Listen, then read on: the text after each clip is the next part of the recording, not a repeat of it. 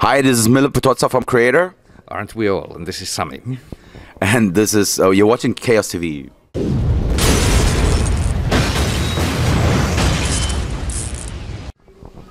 So hello everyone, Chaos TV is today here at Holiday Inn Hotel in Helsinki, Finland, and we have here Sami and Mille from the band Kreator as guests. So first off, hello and welcome to Finland. Hi, it's good to be back. Enjoying the weather and only here for one day. Yeah, it's cool. So how has the fall generally been so far for the band? Well, after we finished with the studio, there's not so much going on except you doing promo, and we had a kind of a listening session in Berlin for the new album for journalists, and then we were at the Metal Hammer Awards, and even got awarded. Oh my God! And yeah, it's been nice, but waiting for the tour. So what does actually those nominations mean to you? Are they like a big thing, or is that something that just happens when it happens? Happens when it happens, I guess. You know, I think it's nice that we get these nominations, and it's cool that we get some. I don't know, but on the other hand, you know, to us, it's okay to get these nominations, but it's better to get like the appreciation from the fans. Yeah. You know, I mean, of course, there's with these magazines, there's most of the times there's like people working for magazines that are also fans, so it kind of makes sense. But we're not waiting. It's not like when you come out when you write music, you're not like in the back of your mind, you're like, oh, I hope I get a new award for this or something.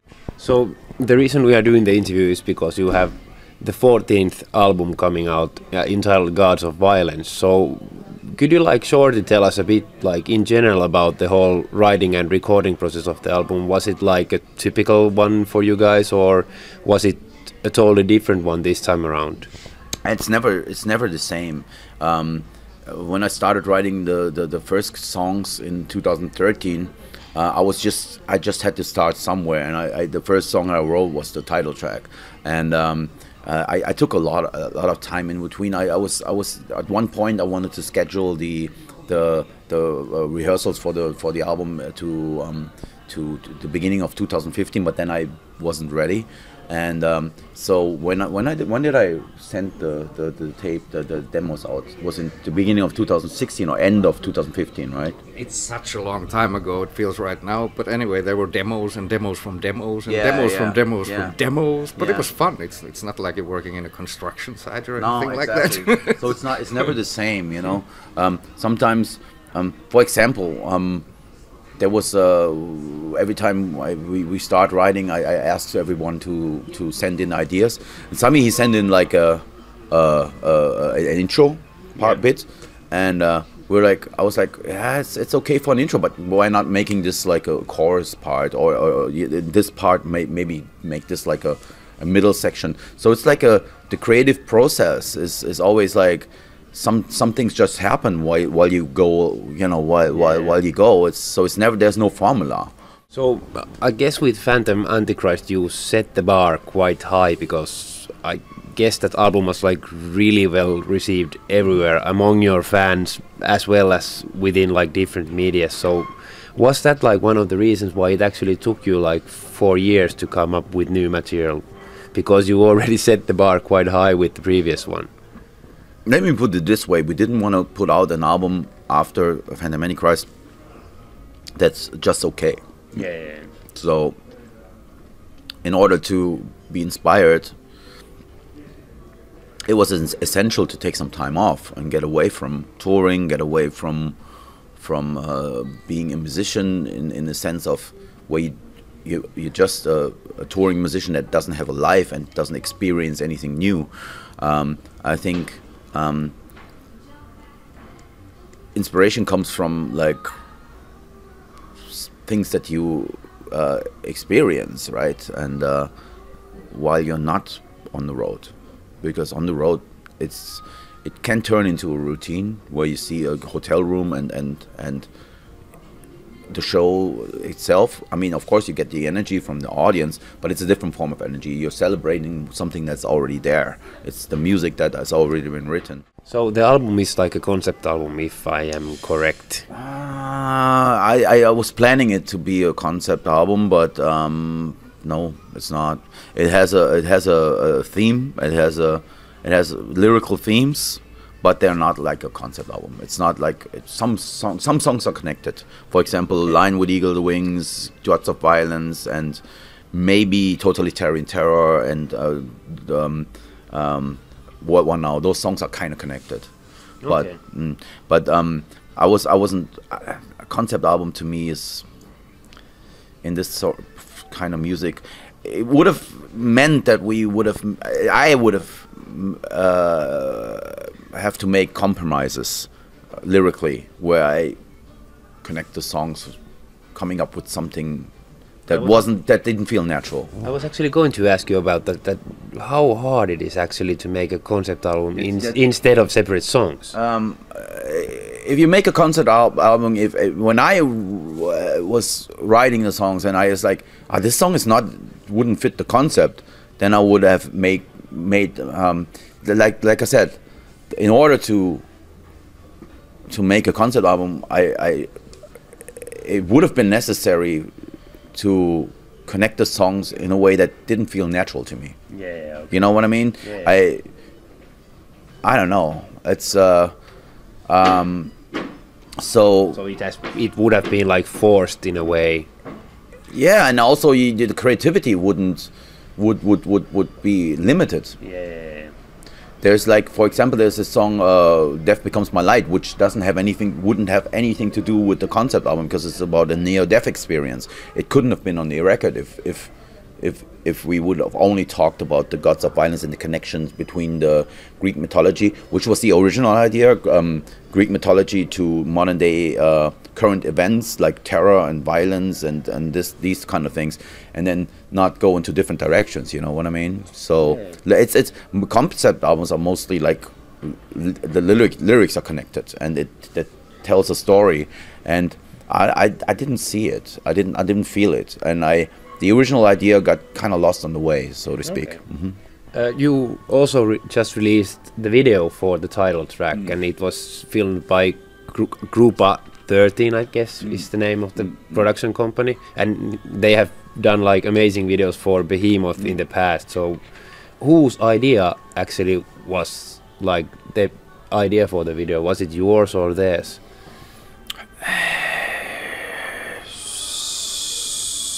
I think if I'm not, it was the basic idea was mine. I wanted to bring the demon, the creator demon, tell the story of the demon, or the creator demon, and my idea was to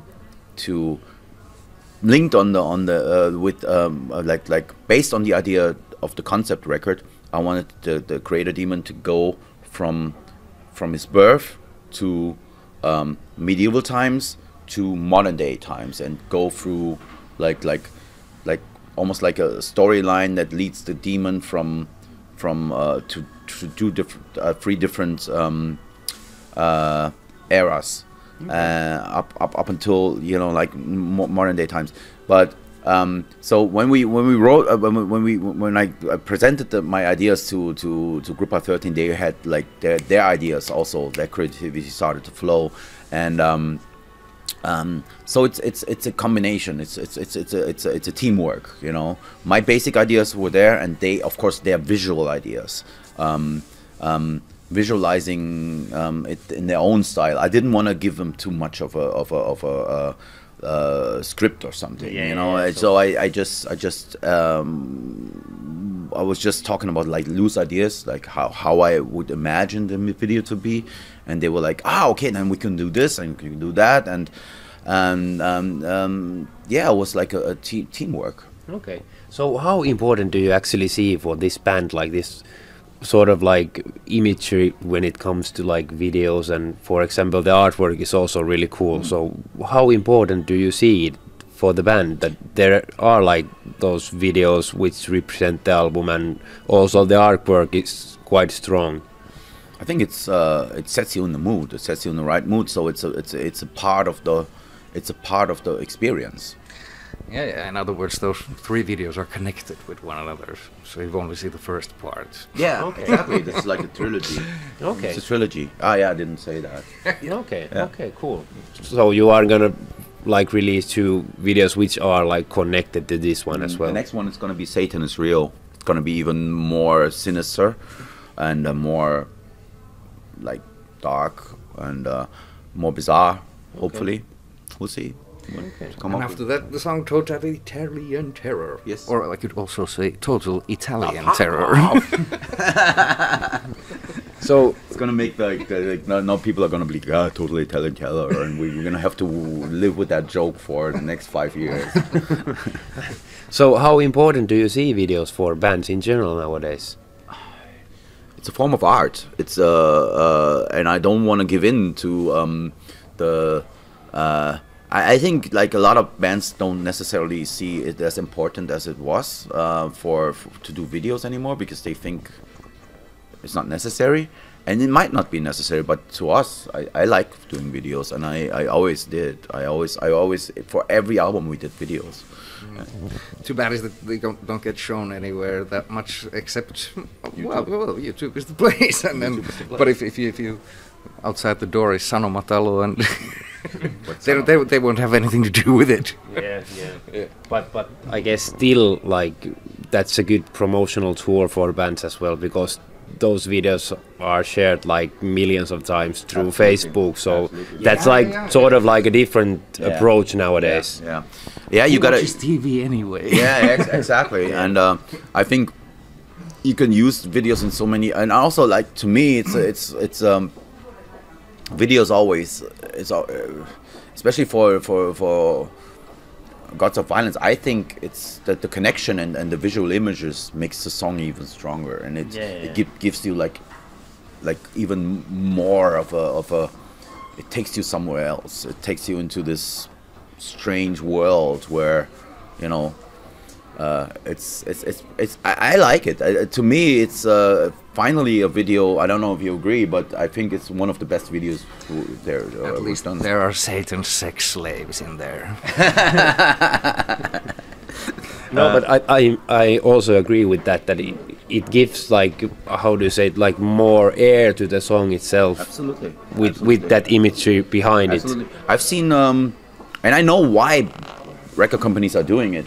I've seen the lyric videos that are popping up everywhere nowadays, which is okay, you know. At least you get the lyrics and some images of the artwork, maybe, which is also okay, you know. I wouldn't say that it's a bad thing, but I think it's a lame compromise, and it just, there's so much more that he could do.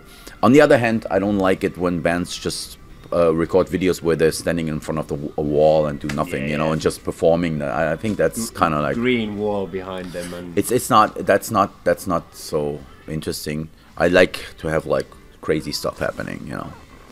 So after releasing the album, you are gonna embark on a European tour and also coming to Finland. So how much are you actually looking forward to the tour at the moment? The 10th of February we're playing in Jäähalli, and the 11th we're playing in Tampere, Pakkahuone, and after that to Tallinn. So, but I'm looking forward to the whole tour, of course. Me too. It's going to be a good lineup. We play with Sepultura. We are going to release a great album too, and Soilwork, which is also a good band, and Aborted, right? Yeah, Aborted was the last one. So it's going to be good. So do you plan on actually playing a lot of the new material live on that upcoming tour, or is it gonna be like too early for you to rehearse the new songs to the set list? I think if it was up to us, we would play more songs than we will actually end up playing, because there has to be also you know, I think this music is very demanding, so we will probably play an hour and a half, and within this time there has to be also like older songs that we play, right? Well, whatever. I'd like to play at least 5. Yeah. That's what we're aiming at. Like at least 5 to 6 songs. Is that like harder with each album, because you already have like 13 albums out and 14th coming. So is it like really hard to decide which songs gonna end up in the set list? And I guess that's the thing that it's getting harder and harder with each album. Obviously, right? Yeah. I mean, it's just if you think about it, there is cool songs on every album, and I know what would happen if we would not play anything of, say, Extreme Aggressions. We would get like a lot of some fans would be disappointed, but we have to make compromises, you know. Yeah. There might be we try to make everyone happy, and but first and foremost we have to make ourselves happy. So I think there'll be something for everyone, and I think the new album will be featured, and older ones as well. Flag of Hate, of course. well, yeah. I mean, what keeps the band fresh is new stuff, and the fact that there's new album coming out. So I think we should play as many of those as we can. Yeah. But if you like think about the set list and 14 albums, if you pick like one song from each album, that's already 14 tracks to the set list. So if you play like around 18 to 20 songs, that's so almost decided already. Some sacrifices shall be made. Yeah. For the Blood sacrifice. yeah. So hey, thank you a lot for both for doing this interview with us, and best of luck with the upcoming album. Anything you want to say as last words to the Finnish fans who will be watching this afterwards? Yeah, we're looking forward to come back. It's been a while, right? With Morbid Angel was the last time. Oh yeah, we played a festival. Also, we played Tuska. I think we did. But anyway, yeah, shall be devastated into little pieces.